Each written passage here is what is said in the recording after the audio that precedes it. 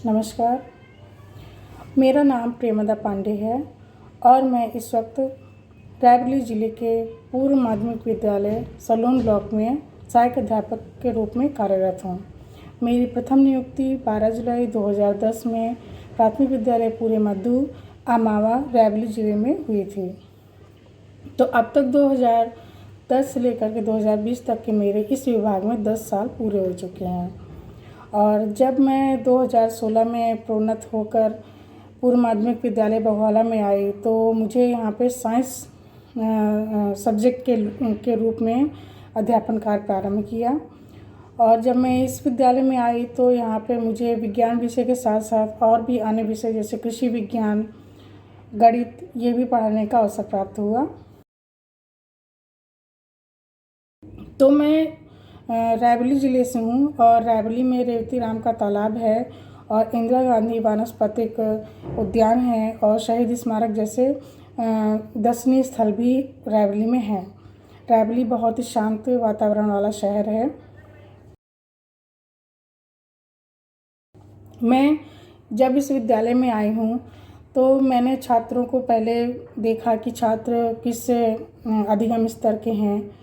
तो जब भी मैं पाठ को प्रारंभ करती हूँ पढ़ाने के पहले तो मैं देखती हूँ कि उस चैप्टर में क्या चीज़ें दी गई हैं जो छात्र के पूर्व ज्ञान से हम उसको कोरिलेट कर सकते हैं। मतलब कि जैसे मुझे ठोस द्रव गैस पढ़ाना होता है तो मैं छात्रों से खुद पूछती हूँ कि तुम्हारे आसपास कोई ठोस चीज़ कैसी होती है, द्रव चीज़ कैसी होती है, गैस कैसा होता है, क्या तुमने कभी देखा है। तो छात्रों के मन में जो भी बातें होंगी वो हमको बताते हैं। उससे मुझे ये पता चलता है कि हाँ, इस छात्र को पहले से कुछ थोड़ा बहुत पता है, यानी उसको पूर्व ज्ञान है। तो पाठ को पढ़ाने के पहले मैं पूरी तरह से पाठ को अच्छे से पढ़ लेती हूँ ताकि पाठ का कोई भी अंश अछूता ना रह जाए। जैसे मुझे छात्र को पढ़ाना है पौधे के भाग, पुष्प के भाग, तो मैं छात्र को भेजती हूँ कि तुम जाओ और आसपास किसी भी बगीचे से या खेत से कोई भी पुष्प या पौधा लेके आओ। जब छात्र लेके आता तो मैं छात्र के सामने ही उसको डिटैच करती हूँ। उसके पुंकेसर हुए, उसका दल हुआ, पुष्प दल हुआ, स्त्री केसर हुआ। तो छात्र जब खुद उसको देखता है, करता है, सीखता है, स्वयं करके सीखता है तो उसको अच्छे से याद हो जाता है। तो मैं अपनी इसी क्रियाविधि को अपनाती हूँ हर चैप्टर में। जैसे कि घर्षण बल हुआ, उत्प्लावन बल हुआ और ध्वनि हुई, हवा हुई, प्रदूषण हुआ, ऐसे सभी विषयों को मैं छात्रों के आसपास होने वाले परिवर्तन से कोरिलेट करके पढ़ाना पसंद करती हूँ। और इसी के आधार पर छात्र स्वयं करते हैं और स्वयं करके सीखते भी हैं। इसके साथ साथ मुझे इस विद्यालय में आने के बाद मीना मंच जैसे कार्य को भी मुझे सौंपा गया जिसमें मैं सुगमकर्ता के रूप में कार्य कर रही हूँ। और मीना मंच एक ऐसा मंच जिसमें बालक और बालिकाओं को अपनी बातों को स्वेच्छा रूप से कहने का पूरा अधिकार प्राप्त है। छात्र किसी भी तरह की समस्या हो, जैसे कि उनके घर में घरेलू हिंसा हो रही हो, बाल अपराध हो रहे हों, तो वो अपनी बात को निसंकोच मुझसे आके कहते हैं और मैं इससे संबंधित छात्रों को मार्गदर्शन भी देती हूँ कि तुम्हें क्या करना चाहिए। और मेरी सबसे बड़ी उपलब्धि ये है कि मैं छात्रों के साथ लग करके उनके अंदर की जो चीज़ें हैं, मतलब उनके अंतर्निहित शक्तियों को बाहर निकालने का प्रयास करती हूँ। जैसे कि मैं छात्रों को पेंटिंग करने के लिए, चित्रकारी करने के लिए, कोई कहानी सुनानी हो, कोई कविता सुनानी हो, तो मैं उनको प्रेरित करती हूँ कि आप उसको करो। अगर आप अच्छा होगा तो अगर कोई मंच मुझे सलोन ब्लॉक से बाहर जाने का या सलोन ब्लॉक में भी कोई अवसर मिलता है तो मैं आपको ज़रूर ले चलूँगी।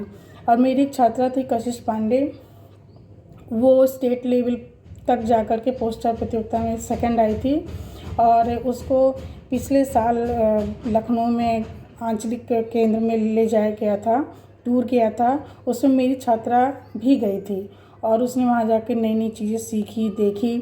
तो मुझे ये अच्छा लगता है कि मेरी मेहनत से मेरा बच्चा आगे बढ़ के कुछ और भी नई चीज़ें सीख रहा है।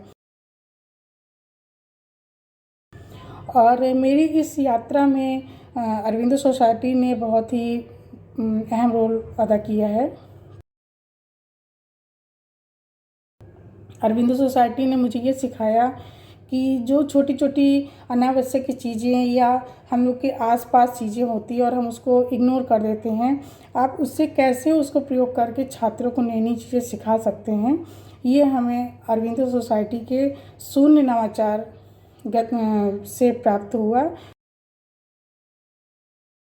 मैं छात्रों को प्रेरित करती हूँ कि आपके अंदर जो भी क्षमता हो, खेल कूद हो, आप पोस्टर कर सकते हैं, आप पेंटिंग कर सकते हैं, चित्रकारी कर सकते हैं, आप और भी जो कुछ जानते हैं आप मुझसे बताइए, मैं कोशिश करके आपकी उस प्रतिभा को बाहर लाने का प्रयास करूँगी।